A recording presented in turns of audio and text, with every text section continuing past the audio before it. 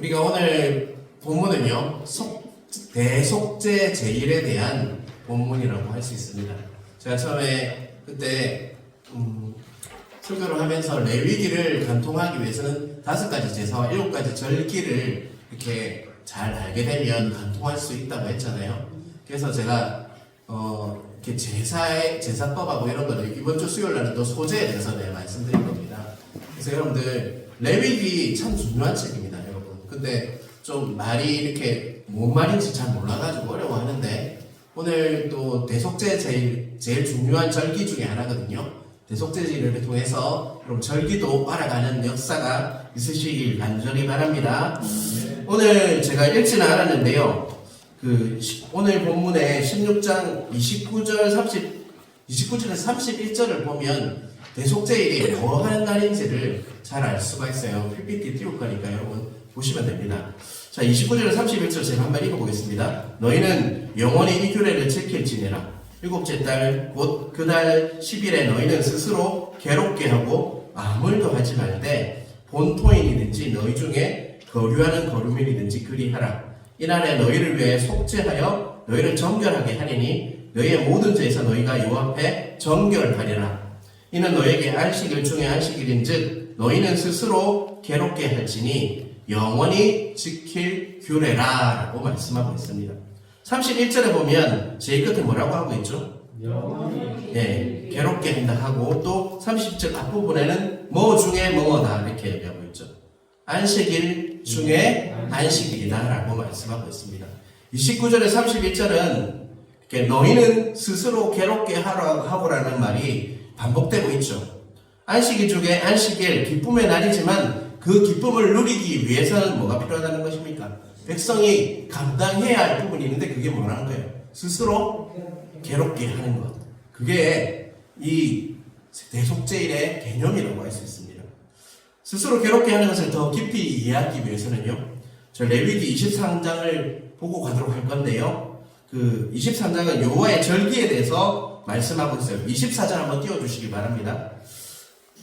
자, 24절 한번 같이 읽어볼까요? 이스라엘 자손에게 말하여 이르라. 7째 달 곧 그 달 첫날은 너희에게 쉬는 날이 될지니 이는 나팔을 불어 기념할 날이요 성회라. 여러분, 나팔을 불어 뭐 한다고요? 기념할 날이다. 이 말이 이 절기가 뭘까요, 여러분?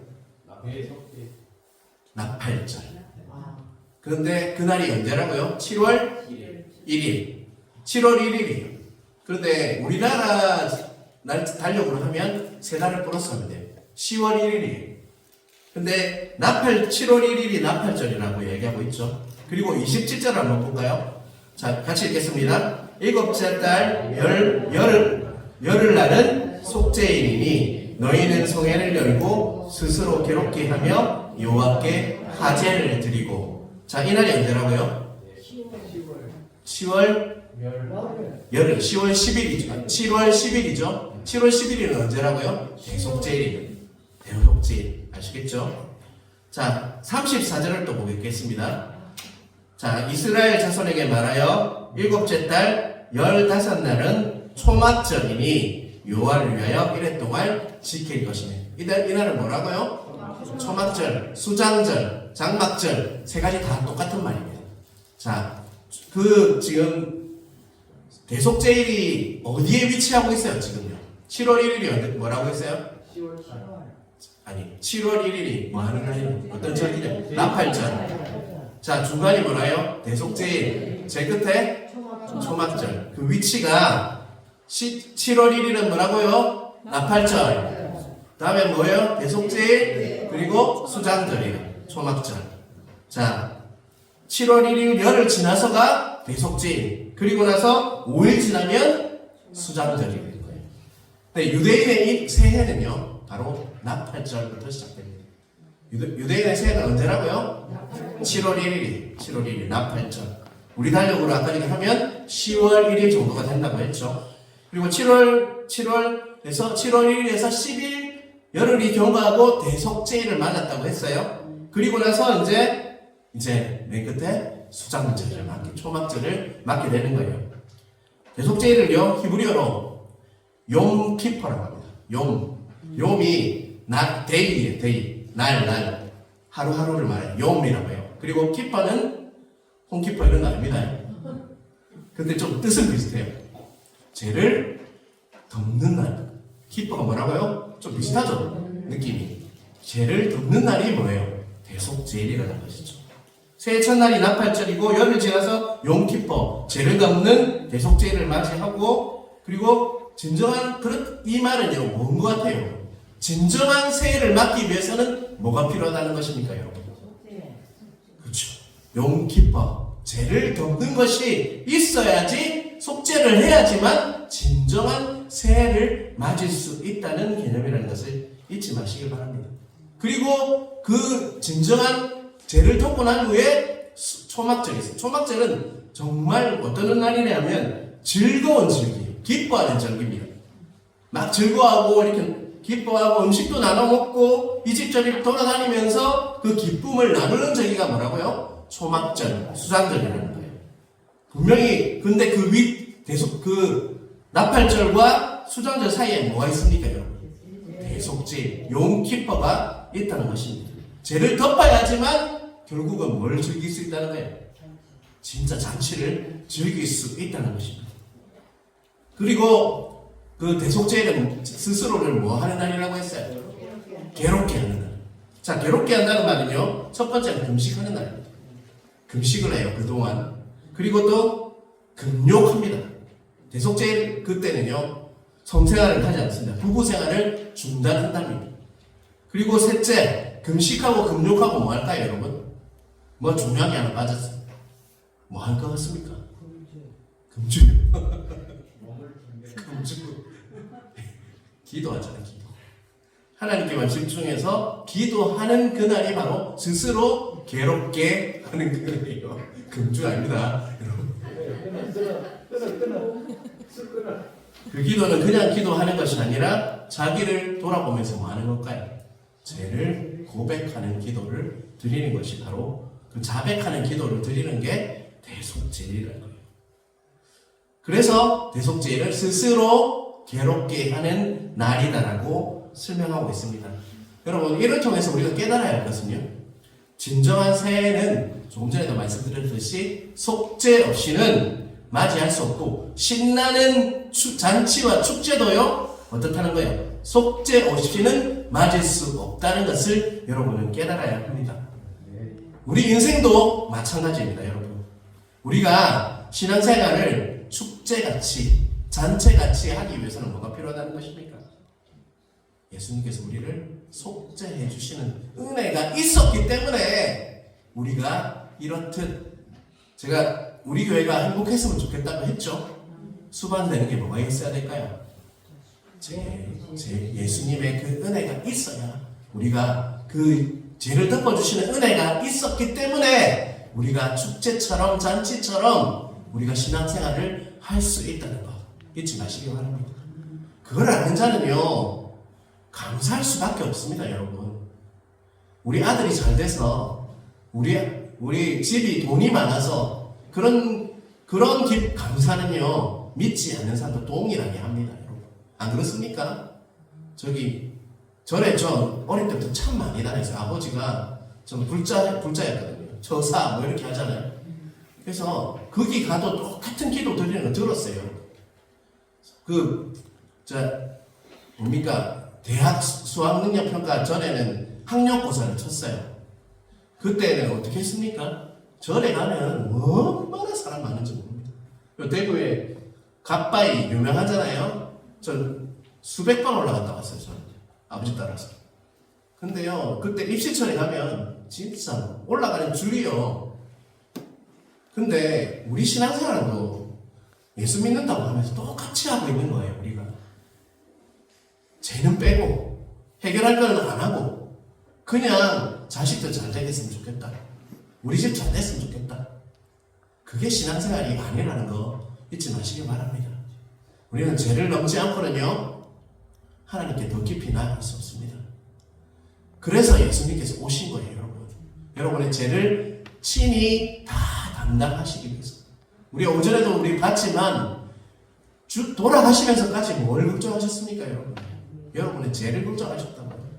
용서해 주세요. 하나님 아버지 용서해 주세요. 라고 그 주님의 그 은혜 감사하며 사시길 바랍니다. 그래야지 여러분 매일매일이 축제 같은 신앙생활을 할 수 있어요. 그것을 꼭 기억하시길 바랍니다. 오늘 말씀 제가 준비하면서 진짜 우리 성도님들이 정말 축제같이 잔치같이 매일매일 기뻤으면 좋겠다라는 마음이 들었습니다. 여러분, 그러면 예수님의 그 은혜를 잊으시면 안 됩니다. 이번 고난주간 마치 대속제일 그 10일 동안 했던 그 고난주간이 우리에게도요 스스로 괴롭게 하는 그 주간이 어찌 보면 고난주간이 될 수 있습니다. 그때 여러분 금식하시면서 또 기도의 자리에 있으면서 하나님께 더 감사하시길 바랍니다. 네, 그 정말 더러운 그 죄를 위해서 제가 그랬잖아요. 그때 속죄제를 할 때 누가 잡았다고요? 그 양을 염소를 본인이 잡았어요. 왜 잡겠다고 했죠, 여러분? 얼마나 우리 죄가 더러운지를 보게 하죠. 우리는 그런 자입니다. 제가 아까 오전에도 고백했지만 제가 하나님 만나니까 내가 얼마나 죄인지 알겠더라고요. 내가 얼마나 남을 힘들게 했는지 알겠더라고요. 그러한 은혜가 각자 있으시길 주님의 이름으로 축복합니다. 자, 1번 보겠습니다. 대속제일의 규례는 아주 엄격했습니다. 라고 되고 있죠. 자, 방가로 1번 한번 볼까요? 1절은 아론의 두 아들이 요 앞에 나아가다 죽었다 말합니다. 그 이유는 뭘까요? 자, 레위기 10장 1절에서 2절 찾아보셔야 돼요.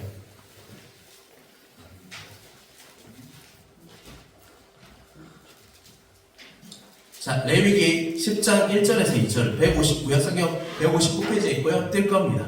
자, 한번 시간을 좀 줄이기 위해서 이 내용이 좀 많아서요. 제가 PPT를 미리 준비했어요. 자, 한번 같이 읽어보겠습니다. 아론의 아들 나답과 아비후가 각기 한 물을 가져다가 여호와께서 명령하시지 아니하신 다른 불을 담아 여호와 앞에서 분향하였더니 불이 여호와 앞에서 나와 그들을 삼킴에 그들이 여호와 앞에서 죽은지라. 자, 그들이 죽은 이유가 뭐라고요? 예, 그것도 중요하지만 여호와께서 명령하시지 않은 그 말이 더 중요해요. 하나님께서 말씀하신 게 있어요. 그런데 그들이 그 다른 불, 하나님이 말씀하시지 않은 불을 막 담아가지고 했다는 것입니다. 오늘 본문의 12절, 13절에 보면 그 내용들이 나와 있어요. 한번 볼게요. 향로를 가져다가 여호와 제단 위에서 피운 불을 그것에 채우고 또 곱게 간 향기로운 향을 두 손에 채워가지고 휘장 안에 들어가서 여호와 앞에서 분향하여 향연으로 증거궤 위 속죄소를 가리게 할지니 그리하면 그가 죽지 아니할 것이라. 자, 12절에 보면요, 향료를 가져다가 어떤 불을 담는다고 했어요? 여호와 제단 위에서 피운 불. 원래는 이 불을 담았어야 되는데 그가 명령하지, 하나님께서 말씀하신 여호와 제단 위에서 피운 불을 담지 않고 먼 불을 담았단 말이에요. 지 마음대로 생각나는 대로 담아서 이렇게 분향을 하니까 어떻게 됐다고요? 결국은 죽게 되었다. 참 무섭죠, 여러분? 여호와의 영광이 임하는 곳에는요, 어찌 보면 우리가 잘못하면 죽을 수도 있다는 거예요, 여러분. 구약시대 때 예수님이 오셔서 모든 단번에 제사를 지내심으로 그게 해결됐다는 거예요. 여러분은 정말 감사하며 살아야 합니다. 옛날에는 제사장도요, 대제사장도 딱 한 번 들어가서 지성소, 홀리 오브 홀리 그곳에 들어가서 예배를 드렸어요. 근데요, 전해오는 그 이야기에 의하면 여러분, 모든 백성들이 대속제일 날 제사장에 들어갔잖아요. 들어갔을 때 대제사장을 기다렸다고 합니다. 왜 그럴까요, 여러분? 들어가서 죽고 나오면 어떻게 되는 거예요? 자신들의 죄가 해결되지 못하잖아요. 그래서 그들은 대제사장이 들어가면 나올 때까지 뭐 했을 것 같습니까? 기도하면서 제발 대제사장님 살아서 나오게 해주세요. 근데 대제사장이 나올 때 어떻게 했을 것 같습니까? 한호를 하고 다. 왜 그럴까요, 여러분? 죄가 어떻게 됐기 때문에, 해결은 쉽기 때문에 그렇게 했다고. 그런데 우리는 여러분, 예수님 믿으면 뭐가 해결됩니까? 죄가 해결되는데도 그 감사도 없이 살고 있는 게 웃기지 않습니까, 여러분? 신앙생활 하다 보니까 그냥 그래 내 자를 위해서 죽었지 이게 무감각해졌다고요, 여러분. 이거는 자신을 돌아봐야 합니다. 아무리 여러분 신앙생활 오래 한들 그게 변하면 되겠습니까? 내 죄를 위해서 돌아가신 그분을 위해서 사는 게 마땅한데 그 감사가 없다면요, 팥빵 안에 팥이 없는 거와 똑같아요, 여러분. 그거는 굉장히 심각한 상태입니다. 대속죄일이 아니고 고난 주간이 와도 아무런 감동도 없고 그냥 형식적으로 드리는 예배를 드리고 있다면 그거는 심각한 문제예요, 여러분. 그래서 만약에 그렇다면 이번 고난 주간을 통해서 새로워지길 바랍니다. 형식적으로 그냥 고난 주간이고 부활절을 맞으면요 아무 의미가 없어요, 여러분. 저는 이상하게 있잖아요. 교육자가 되고 나서 고난주간이 되면 진짜 어려워요. 마음 힘든 일이 꼭 생기고 몸이 안 좋지, 또 감기 걸렸죠 지금요. 희한하게 아프고요. 그랬어요. 그리고 나서 또 부활절이 오잖아요. 이상하게 나아요 또. 그거를 경험하시길 바랍니다, 여러분. 우리가 죄를 넘지 않고는요 부활을 볼 수가 없어요, 여러분. 부활절을 친정으로 맞길 기대하는 마음으로 여러분 그 영광을 기다리면서 부활절을 맞이해야 돼요. 어찌 보면 크리스마스보다 더 의미있고 중요한 날이 부활절입니다, 여러분. 부활이 없으면 우리의 신앙은 아무것도 아닙니다, 진짜로.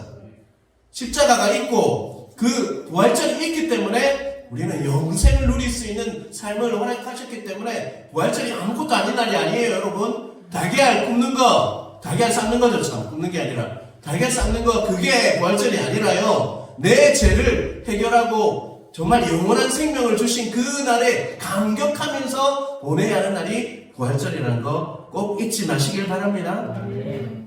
나답과 아비후는요 하나님께서 말씀하신 불이 아니라 다른 불로 향로에 불을 피우고 기장 안에 들어가서 죽고 말았습니다. 그만큼 제사장이 속죄 제사를 위해서는 준비하는 과정이 어떻다고 생각하십니까, 여러분? 자기가 안 죽으려면 어떻게 드렸을 것 같아요, 여러분? 아주 말씀대로 지키기 위해서 엄격하고 진지한 준비가 필요했다는 것입니다, 여러분. 하나님께서 말씀하신 대로 안 하면 뭐가 돼요, 정말?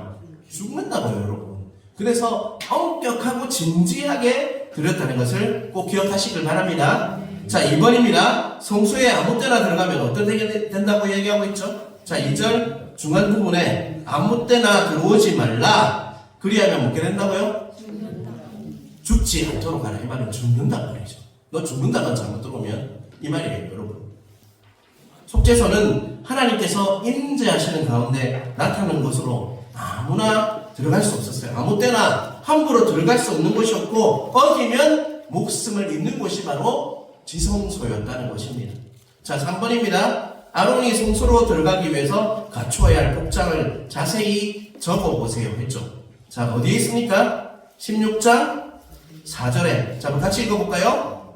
거룩한 세마포 속옷을 입으며 세마포 속바지를 몸에 입고 세마포 띠를 띠며 세마포 가면을 쓰지니 이것들은 거룩한 옷이라 물로 그의 몸을 씻고 입을 것입니다. 자,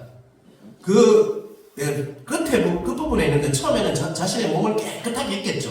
그리고 나서 세마포 속바지를 입고 띠를 띠고 세마포 간을 쓰고 그 거룩한 옷을 입어야지만 어디로 들어갈 수 있다고요? 지성소로 들어갈 수 있다는 것입니다.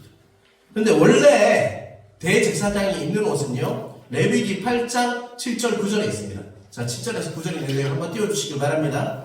자, 같이 읽겠습니다. 아론에게 속옷을 입히며 띠를 띄우고 굿옷을 입히며 에봇을 거쳐 입히고 에봇에 장식띠를 띄워서 에봇을 몸에 메고 흉패를 붙이고 흉패에 우림과 둠림을 넣고 그의 머리에 간을 씌우고 그 관 위 전면에 금패를 붙이니 곧 거룩한 편이라 여호와께서 모세에게 명령하신 것과 같았더라. 원래 제사장의 복장은 어떤 것 같습니까, 여러분? 아주 화려한 복장이었어요, 여러분. 속옷을 입고 띠를 띄우고 겉옷을 입고 에봇이 굉장히 화려했거든요. 에봇 제사장의 그 복장의 가격은요 지금으로 환산하면 35억 정도 된대요. 그냥 옷이 아니었어요. 정말 비싼 옷이었어요. 여기는 와 이렇게 하네요. 35억. 근데 다른 데 가서 이야기하면 아이고 이렇게 별로 신경도 안 쓰는데 원래는 정말 화려한 보석이 딱 박힌 한번 입어봤으면 좋겠네요. 금패가 붙은 간을 머리에 쓰고 아주 화려한 복장이 원래 대제사장이 입는데 그날은 어떻게 했다는 거예요? 가장 깨끗한 옷. 세마포가 뭡니까? 하얀 옷을 말합니다, 여러분. 하얀 옷을 입고 화려한 제사장 옷을 버리고 세마포로 만든 옷을 입고 간을 띠고 이렇게 하면서 들어갔다는 것이죠. 여러분, 이건 뭘 상징할까요? 우리의 대제사장 되시는 예수님께서요, 이 땅에 오실 때 어떤 몸을 입고 오셨어요? 어떤 옷을 입고 오셨습니까? 그렇죠. 맨몸, 우리 몸을 입고 왔잖아요. 그죠? 죄를 사하시기 위해서 하늘 영광을, 가장 화려한 하늘 영광을 다 버리시고 죄인된 인간의 몸을 입으시고 어떻게 한다는 거예요? 성육신 하는 것을 나타내는 것입니다. 그리고 나서 우리를 위해서 어떻게 하신 거예요? 십자가에 돌아가심으로 인해서 죄를 사하여 주셨다는 것을 보여주고 있는 것입니다. 여러분, 지금까지 3번까지 봤는데, 여러분, 대제사장이 속죄소로 들어가기 위해서, 지성소로 들어가기 위해서 입었던 옷과 태도는 어땠을 것 같습니까? 여러분? 아주 엄격하고 그 준비하는 과정이 진지했다는 거예요. 지금은요, 이제는 예수 그리스도 때문에 우리는 그런 엄격하고 진지한 그런 형식은 필요 없습니다. 누구 때문에요? 예수 그리스도 때문에. 그런데요, 제가 이 말씀을 묵상하면서 필요한 게 있는 것 같아요. 우리 여러분, 그들이 취했던 태도와 마음은요, 엄격하고 진지해야 합니다. 예배를 나올 때 여러분, 그런 엄격하고 진지한 마음으로, 그런 태도로 준비하는 마음으로 나오십니까? 여러분, 그거 우리에게 꼭 필요한 거예요. 아무리 형식이 없어져서 자유롭게 예배드리는 은혜를 주셨다고 하지만요, 우리는 엄격한 태도와 준비하는 그 진지함은요, 잃어버리면 안 된다는 거예요, 여러분. 그래서 항상 어떻게 해야 되냐? 여러분, 주일을 맞이하기 전날이 어느 날입니까, 여러분? 토요일이잖아요, 토요일. 금토. 좀 더 잘 사시기 바랍니다, 여러분. 몸도 가시고요. 제 옷, 깨끗한 옷, 좋은 옷 말하는 거 아닙니다. 32억짜리 옷 입고 오라는 말 아니에요. 가장 깨끗하고 단정한 옷으로 미리 딱 나가기 전에 딱 준비해놨다가 정말 예배를 사모하는 마음, 진지한 마음으로 이곳에 오시길 바랍니다. 그래야지 예배가 삽니다, 여러분. 여러분, 한 사람 한 사람이 예배자라고요. 예배자들이 예배를 살리는 거지 내 혼자 살리는 거 아니에요, 여러분. 예배가 풍성해지고 예배를 살리기 위해서는 여러분이 예배자로 서야 합니다. 반주자가 예배자로 서야 되고요, 찬양하는 자들이 예배자로 서야 됩니다. 내만 잘하면요, 뭐가 바뀔 것 같습니까? 예배가 바뀝니다, 여러분. 말씀이 아무리 안 좋아도요, 여러분만 살아서 진지한 태도와 엄격하고 그 마음만 딱 있으면 예배는 살게 되어 있어요, 여러분. 내가 은혜 받는 거지 목사가 은혜 주는 거 아닙니다. 하나님이 주시는 게 은혜죠. 목사 설교로 은혜 받습니까? 결코 그렇지 않습니다. 죽을 써도 여러분이 마음이 하나님께 가 있다면 그 예배는 은혜 받는 예배로 됩니다. 은혜는 목사가 주는 거 아니라고요, 여러분. 하나님이 주시는 건 은혜 맞습니까? 자격이 없는 나에게 주는 게 은혜 맞습니까? 그렇다면 내가 먼저 그 진지함으로 여러분 나아가시는 여러분 각자 되시길 주님의 이름으로 축원합니다. 자, 큰 2번을 한번 읽어보겠습니다. 같이 읽겠습니다. 제물은 순년소 2마리입니다. 그 2마리 염소는 큰 의미를 가집니다. 자, 1번 한번 같이 읽어볼까요? 아론이 이스라엘 공동체를 위한 속죄제를 드리기 전에 속죄했던 것은 무엇입니까? 자, 6절 한번 볼까요? 뭐라고 하고 있죠? 아론은 자기를 위한 속죄제에 수초량을 들이되 자기와 집안을 위하여 속죄하고. 지금 PPT 뜨고 있습니까? 예. 자, 11절도 한번 같이 볼게요. 아론은 자기를 위한 속죄제에 수초량을 들이되 자기와 집안을 위하여 속죄하고 자기를 위한 그 속죄제 수수화지를 잡고. 자, 제사장이 지성소에 들어가기 전에 해결했던 게 뭐예요? 자기라는 말이죠. 사랑한다 자기 이거 아니고 자기 나의 죄를 먼저 해결했다는 거예요. 그리고 또 한 개 더 있어요. 자기 집안의 가정에 속죄했다 이야기하고 있죠. 여러분 이걸 통해서 제가 묵상하면서 이런 마음이 들었어요. 가정은요 따로따로가 아니에요.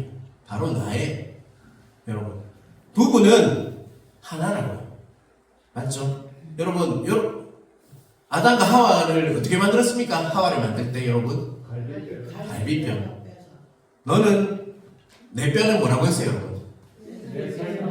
살 중에 살이다. 이 말은 뭐예요 여러분? 바로 너가 나다 라고 얘기하는 거예요. 그래서 내 죄도 해결하지만 가정의 죄도 해결했다는 말은 바로 가족이 다 뭐 하라는 거예요? 나라는 거예요. 그 문제를 해결해야지만 여러분 들어갔을 때 어떻게 됐을까요? 죽지 않고 나올 수 있었다는 거예요. 죄를 하나님이 대속죄를 하심으로 해결되는 은혜가 있었다는 거 꼭 잊지 마시길 바랍니다. 그리고 향을 피웠다고 했어요. 향을 왜 피웠을까요 여러분? 향을 피우지 않으면 하나님의 임재를 이렇게 가려야 됐어요. 가려지 않으면 죽었어요. 하나님의 영광이 그만큼 강해서 향을 피워서 그것을 그 연기로 가렸다는 것입니다. 그만큼 지성소는 아무나 들어갈 수 있는 것이 아니에요. 왜? 우리가 뭐기 때문입니까 여러분? 죄인이기 때문에. 그런데 히브리서 4장 16절에 보면요, 자 읽겠습니다. 제가 저기 뜨나요? 히브리서 없나요? 제가 읽겠습니다. 그러므로 우리는 긍휼하심을 받고 때를 따라 돕는 은혜를 얻기 위하여 은혜의 보좌 앞에 담대히 나갈 것입니다. 우리 예수님 때문에 그런 연기를 안 피워도 되고요. 그 죄를 이미 예수님께서 다 해결해 주셔서 우리는 어느 곳이나 가서 뭐 할 수 있습니까? 예배 드릴 수 있죠. 우리 그때 코로나 바이러스가 심할 때, 코로나 팬데믹 그 기간에는 여러분 화장실에 앉아서 예배 드린 적 있죠? 핸드폰 들고 들어가 유튜브 보면서. 그게 내 극단적으로 이야기하는 거예요. 그만큼 우리는 어디 가서라도 예배를 드릴 수 있다는 것을 제가 말씀드린 것입니다. 그런데 그 당시 때는 대제사장은 1년에 몇 번요? 딱 한 번 들어가서 지성소 들어갈 수 있었고, 예수님을 믿는 우리는요 이제는 담대하게 어느 곳에든지 자유롭게 예배 드릴 수 있는 은혜를 주셨다는 거 꼭 감사하시길 바랍니다. 우리가 이렇게 예배 드릴 수 있는 것은 정말 하나님의 은혜입니다. 여러분 꼭 기억하시길 바랍니다. 자, 방가로 2번 자 한번 볼까요? 아론은 두 염소를 가지고 어디에 두라고 하고 있죠? 7절에 보면 지난주에 설교할 때 해왕문은 뭐라고 하는가요? 여호와 앞. 같이 계속 반복되어 같이 붙어 나와요. 해망문 앞은 여호와 앞이다. 제 문제는 누구 앞에서만 해결할 수 있다? 하나님 앞에서만 해결할 수 있다는 것을 꼭 기억하시길 바랍니다. 3번입니다. 자, 한번 같이 읽겠습니다. 두 염소는 제비를 뽑되 한 마리는 여호와를 위하여 사용하고 또 한 마리는 어떻게 사용하라고 말씀하십니까? 그리고 그 염소를 무엇이라고 부르며 그 염소는 어디로 보내라고 말씀하십니까? 자, 여러분 그 답을 한번 해볼까요? 네, 지금 이야기 안 할 거면 여러분이 해보십시오. 네, 한 제비는 뽑아서 누구를 위하여? 여호와를 위하여. 또 한 제비는요? 아세사를 위하여. 그래서 한 마리 있는데 한 마리를 뭐라고 부르는 것 같습니까? 아사셀 염소라고 불렀습니다. 아사셀 염소. 그리고 21절을 우리 한번 같이 읽어볼게요. 한번 띄워주시기 바랍니다. 아론은 그의 두 손으로 살아있는 염소의 머리에 안수하여 이스라엘 자손의 모든 불의와 그 범한 모든 죄를 아뢰고 그 죄를 염소의 머리에 두어 미리 정한 사람에게 맡겨 어디로 보낸다고요? 광야로 보낼지니라. 자, 여러분, 피 뿌림 의식 후에 대제사장은 순염소, 이 염소를 아사셀 염소라고 했어요. 아사셀 염소의 뜻이 뭘까요, 여러분? 사라지는 염소라는 뜻입니다. 아사셀이라는 말이 사라지는 염소예요. 그리고 아사셀 염소 위에 뭘 얹었죠? 안수했어요. 안수는 뭐라고 하던가요? 죄를 전가한다고 했죠. 내 죄를 그 짐승에게 넘기는 거, 그게 죄의 전가인데, 안수. 근데 내가 여러분 안수해주는 그런 의미는 아닙니다. 내 죄를 여러분에게 넘기는 건 아니에요. 축복하는 거예요, 여러분. 그래서 그거하고 오해하시면 안 되고요. 온갖 악행을 자백한다는 말이죠. 하나님 앞에서 그 아사셀 염소 위에 안수하면서 내 죄를 그 짐승에 넘겨서 어디로 보냈다고요? 광야로 보냈다는 것입니다. 광야는 어떤 땅이었습니까? 그 당시. 여기서 말하는 광야는요, 사막이에요. 제가 사하라 사막에서 잔 적이 있습니다. 그 모로코라는 땅의 제일 끝이 사하라 사막이에요. 그래서 들어가서 잔 적이 있어요. 근데 낮에는 참 아름답더라고요. 그 모래가 금빛처럼 막 빛나게 아름답는데요. 밤 되니까 너무 추워요. 그냥 돌돌돌 떨면서 자다가 그 불을 피워줘가지고 잘 잤는데요. 그만큼 여러분, 광야에서는 또 물이 있나요, 없나요? 없어요. 밤에는 추워요. 여러분, 사람이 들어가면 어떻게 될까요, 여러분? 아무것도 준비 안 하고 들어가면 죽음이에요, 죽음. 광야는요, 성경에서 말하는 광야는 죽음이라는 뜻입니다, 여러분. 죽음의 땅이 바로 광야. 제 싹슨 사망이고, 이런 말을 할 때, 여러분, 광야로 들어갔다는 말은요, 죄인된 우리의 모습, 죽음이다. 이라는 것을 말해주는 거예요, 여러분. 하나님의 관계가 단절된 그 땅이 어딘 것 같습니까? 광야. 그런데 아사셀 염소는요, 어디로 사라졌다고요? 광야로 사라진 것이죠. 예수님께서 십자가에서 나의 하나님, 어찌하여 나를 버리셨습니까? 라고 하는 고백이 바로 아사셀 염소예요, 여러분. 우리 주님께서는요, 아사셀 염소가 되셔서 죽음으로 버려지신 겁니다. 그곳으로 사라지신 거예요. 죄를 짊어지신 채 광야에 버려지시고 우리 대신에 그 죽음을 택하신 것이에요. 여러분, 예수님께서 억지로 십자가를 매셨습니까? 아니면 자신이 이렇게 계획하시고 하나님의 그 계획 안에서 정말 자원해서 십자가를 지셨습니까? 자원해서 지신 것이었습니다. 그분은 광야를 택하신 것이었어요. 아사셀 염소처럼 그냥 안수하고 이렇게 사라졌듯이 예수님께서는 광야로 사라지심으로 우리 죄가 다 사라지게 하신 것이 바로 아사셀 염소의 그 모습이라는 것을 꼭 잊지 마시길 바랍니다. 여러분, 그 제사들이요, 다 깊이 묵상을 하면 정말 다 어디를 향하고 있냐면 오직 예수 그리스도를 향하고 있다. 제사를 다 지켜보면요, 여러분, 깊이 묵상하면 묵상할수록 이거는 예수 그리스도구나, 예수님이시구나. 그래서 어떤 신학자는 이렇게 이야기했어요.